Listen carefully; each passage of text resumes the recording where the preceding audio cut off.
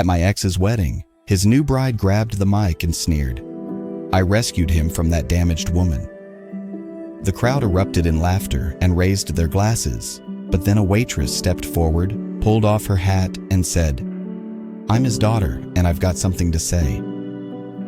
The bride's face went ghost white. Hey Reddit, before we start, I just want to say that we are very close to 3,000 family. If you're enjoying the content, don't forget to like, subscribe, and be a part of this growing community, and subscribe us to touch the 3,000 milestone before the end of this month. Let's start the story. I sat in the back corner of the reception hall, nursing a glass of water with trembling hands. I hadn't wanted to come hell. I shouldn't have come, but my ex Adam had personally invited me. He'd called 3 times, left voicemails, even sent a formal invitation. In the mail, said he wanted to prove there was no bad blood closure. He called it closure, as if inviting the woman he left in shambles to the celebration of his new beginning was some grand gesture of maturity. I didn't want closure. I wanted peace, but a part of me, probably the same broken, curious part that still flinched when I saw his name pop up, wanted to see who he'd replace me with, and more importantly, I wanted to see if the smile on his face was worth everything he'd destroyed. The reception hall was lavish, draped in white and gold, with soft piano music playing in the background. The kind of wedding you see in magazines. Perfect flowers, perfect lighting, perfect couple, or at least that's what they were pretending to be. His new wife Rachel was everything I wasn't, or so I'd been told. Younger, thinner, louder. Always dressed like she was walking a red carpet. I recognized her instantly, even before the MC introduced her. I remembered the photos Adam had posted just weeks after our split, the same platinum blonde hair, the same smug smile. She was already in his life. While I was still trying to save our marriage, she wasn't a secret. She was a ticking bomb. He let explode in my face. The ceremony had been fine. I kept my head down. No one really noticed me, except for a few awkward glances from his distant relatives, who remembered me from family dinners and holidays. They whispered, shifted uncomfortably, but said nothing. I was a ghost at a party of the living. I had no intention of making a scene. I was going to quietly finish my drink, slip out before dessert, and disappear forever. That was the plan, until the speeches started one by one. Friends and family took the microphone, each more glowing than the last. They praised Rachel for being a beacon of joy in Adam's life. They toasted to new beginnings and leaving the past behind. I clenched my fists under the table nails, digging into my palms, as they all but spat on the years I'd spent loving him, holding him up through his depression, through his mother's death, through losing his job. They didn't mention that no one ever does. People only remember the part where you fall apart, not the storm that broke you. And then Rachel stood up. She wore a silk white dress that clung to her like it was painted on. She held the microphone with one hand and her champagne flute with the other. The room quieted. All eyes were on her. She smiled, eyes sparkling, and then delivered the line that detonated everything. I rescued him from that damaged woman. A roar of laughter followed, the kind that stabs you right between the ribs. I could feel every pair of eyes shift, some glancing my way, some pretending not to. I froze for a moment. I couldn't breathe. It wasn't just the insult. It was the way she said it. Like she was proud, like she thought it made her some kind of hero. The guests clink-ticked glasses. Some whistled. One of the groomsmen even shouted, "Damn right you did." My vision blurred. I thought I might be sick. I stood up, heart pounding, ready to leave. I couldn't take it anymore. I didn't come to be humiliated. I didn't come to be the punchline of her victory speech. And then, just as I turned to leave, I heard a voice, clear, confident, familiar. "I'm his daughter, and I've got something to say." Every head in the room turned toward the voice, A waitress dressed in the standard black and white uniform stood at the edge of the dance floor. She pulled off her cap, letting her chestnut brown curls fall loose, and stepped forward, and my knees nearly gave out. It was Ava, our daughter.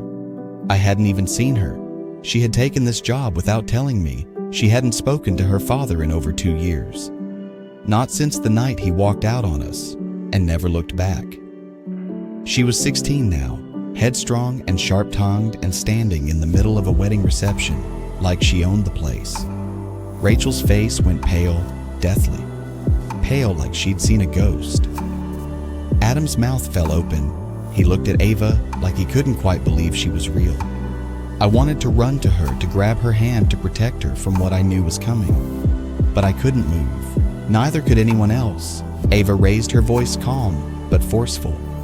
She didn't tremble. She didn't falter. You call my mother damaged, but let me tell you something. She's the one who picked up the pieces after you broke everything. She's the one who worked 3 jobs while you ran off to play house with someone new. She's the one who sat up all night with me when I cried, because you didn't even call on my birthday. You think this wedding makes you a better man. It doesn't. It just proves what we already knew. You were never a husband. You were never a father.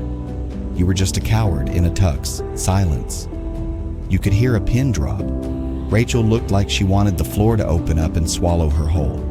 Adam's face turned red, then white, then red again. He opened his mouth, but nothing came out. The guests were stunned. A few shifted uncomfortably. One old aunt clutched her pearls. No one raised a glass. No one cheered. Ava turned to me, then eyes softening. She walked over, took my hand, and said, "Come on, Mom, we're leaving." And with that, we walked out past the gaping mouths, past the shocked relatives, past the man who had once promised to love us forever. We didn't look back that in, but that wasn't the end, because later that night, Ava received a message, one that would change everything again. We didn't speak much during the ride home. Ava sat in the passenger seat staring out the window. Her fingers curled tightly around the edge of her dress shirt.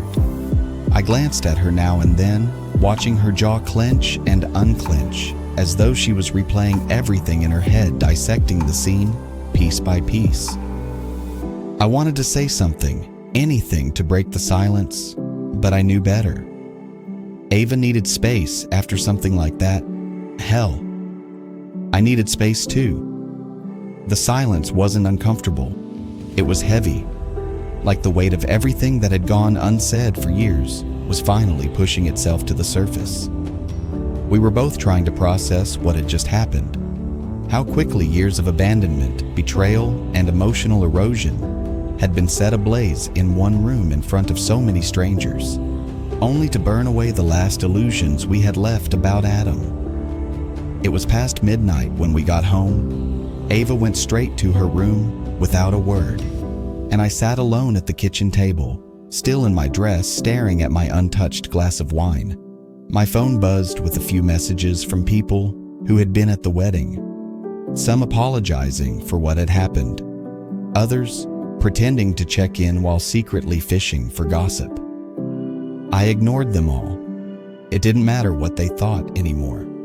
The people who had silently sipped champagne while my daughter defended me in front of a crowd of cowards. Those weren't my people. I didn't need their pity or their approval.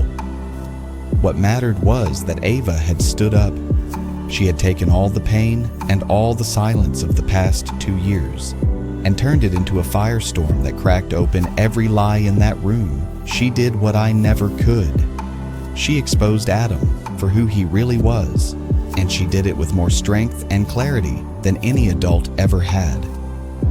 Then came the message from Rachel. Her words dripped venom and self-importance. "You and your mother ruined my wedding. I hope you're proud. Adam is devastated. He doesn't want anything to do with you anymore. You're toxic, just like her." Ava handed me the phone with trembling hands, but she didn't cry. She stood tall, her eyes rimmed with fury, not sorrow. I read the message twice, then put the phone down and looked her dead in the eye. I told her that Rachel was irrelevant, that Adam's silence was his own shame to carry, that she, Ava, was the only one in that entire room who had spoken the truth. She said nothing, but her body slowly relaxed. It wasn't validation she needed.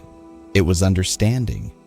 It was knowing she wasn't crazy, that she hadn't imagined the abandonment or the pain that someone else saw it too. And I did. I always had the days that followed were a whirlwind. Someone had recorded the speech and posted it online. It spread like wildfire, first through the wedding guests, then through local gossip pages, and eventually it made its way to the broader internet. Comments flooded in, most siding with Ava, calling out the cruelty of Rachel's words and Adam's cowardice. There were think pieces, reaction videos, even a podcast segment analyzing the situation as an example of narcissistic relationships and generational trauma. It was surreal watching our pain become content, but it also brought a strange kind of justice. The truth wasn't hiding in the shadows anymore. People were talking. And Rachel, she cracked. She started posting Instagram stories late at night, rambling about how everyone was against her, how she was being bullied and misunderstood. She even accused Ava of staging the whole thing, but no one believed her. The more she talked, the worse it got. 3 weeks after the wedding, Adam showed up at our door. He looked like a man who had been living inside a tornado. His eyes bloodshot, his shirt wrinkled, his shoulders slouched with the weight of his own regrets. He stammered out some half-baked apology, said he made a mistake, said he never meant for things to go this far. I stood there listening, my arms crossed, not out of anger, but out of indifference. The man who once held my heart now looked like a stranger begging to borrow time that wasn't his anymore. I told him plainly that he hadn't just lost a wife, he had lost a daughter who had once waited every night for his calls, who had held on a hope for far too long when Ava came downstairs and told him to leave. He finally understood the truth. There was no forgiveness coming. Not this time. Weeks turned into months, and slowly the wounds began to heal. Ava started therapy and began writing, channeling her emotions into powerful, heartbreaking poetry. She submitted one of her pieces to a local magazine, and it was published. I framed it and hung it on our living room wall right above the bookshelf we built together the year Adam left. It was a symbol of growth, proof that beauty could rise from broken places. I took a job at a local women's shelter, helping other women find their footing after the chaos of emotional abuse. Sharing my story felt liberating, like cutting the final thread that tied me to the pain. I met women whose scars mirrored mine, and together we stitched ourselves back together, not perfectly, but stronger. One rainy afternoon, Ava and I sat on the porch, wrapped in an old blanket, sipping tea and listening to the storm outside. She asked me if I ever regretted loving him. It was a complicated question. I told her I didn't regret loving. I regretted staying too long, giving too much, hoping too hard. But even in that regret, I had gained something irreplaceable. I had her, and having her was worth every tear. Ava leaned her head on my shoulder and said, "We're going to be okay, aren't we?" I looked out at the rain and smiled, not because everything was perfect, but because for the first time in years, I wasn't pretending anymore. "We already are," I said.